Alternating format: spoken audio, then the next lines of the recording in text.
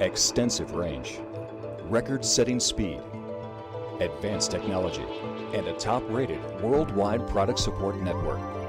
The world standard isn't just a company tagline. It's a benchmark by which all others must be measured.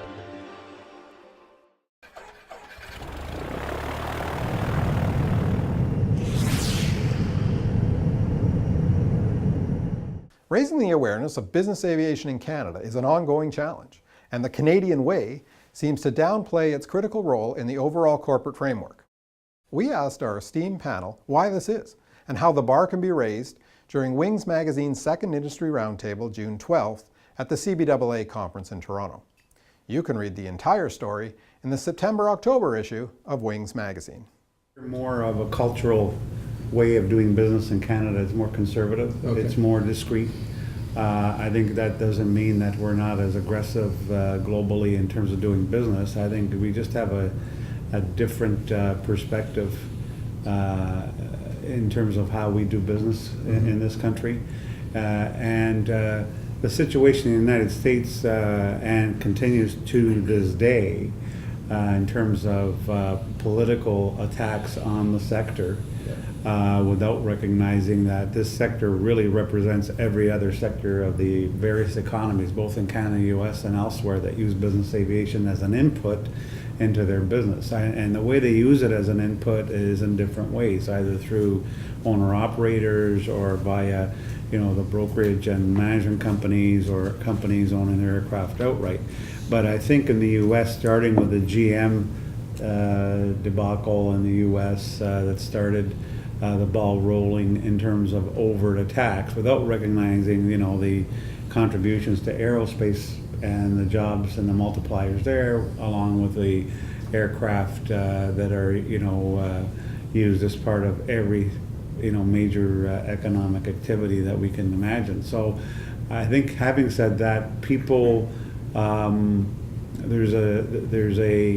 if someone was to say an Apple computer, imagine executives using an iPad or an app or an iPhone, nobody bats an eye about that. We would have quite a lashback. But when it comes to aircraft, they're still seen as a luxury and not a productivity tool. And I think people are a lot more conservative in terms of how they manage these things publicly. And it's not that they're shying away. I think within the business aviation community, we all know about it. Yes. And what it means, but we don't have as a predisposition, if you will, about saying, well, we flew the corporate jet to Vancouver instead of flying on WestJet today. Right.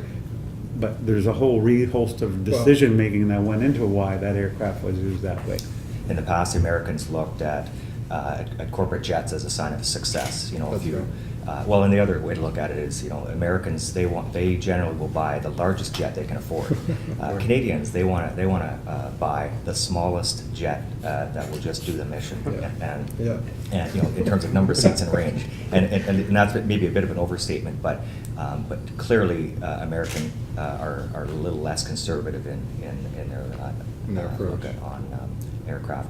Obama hasn't helped that. Well, I was going to say, he's obviously... Yeah, he's turning it into jets being a sign of excess. That's right. Whereas, excess versus success. Yes. And the bottom line is that business absolutely need private aviation to get to some of their regional sub-offices and where their clients are located in some of the smaller airports. So there's always going to be a portion of business aviation that's discretionary. Yes. So in other words, there's probably the majority of it is a necessary business tool. But we can't get away from the fact that a lot of the trips that are done in business aircraft, they could do in airlines. There's no getting away from that. But the point I want to make is, if it's a public corporation that owns a corporate aircraft, and a senior person uses that aircraft, they have to pay for it if it's not for business. So there's no getting around that in a public corporation today.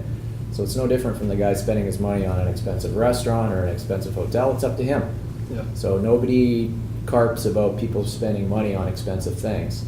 And in that situation, it's just an expensive thing that a person is paying for.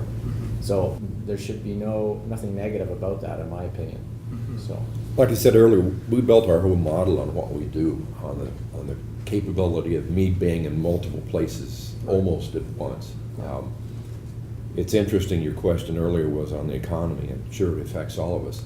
The strange thing about it is, as the economy goes down, the demands on what I have to do go up. That means I travel. So when the economy goes down and our company revenues go down, my travel just goes off the chart. It spikes. And I'll do whatever I can to keep orders into our shop, to keep our people busy. Even in a recession, even if we can't make a whole lot on it, the object is to keep the shop filled.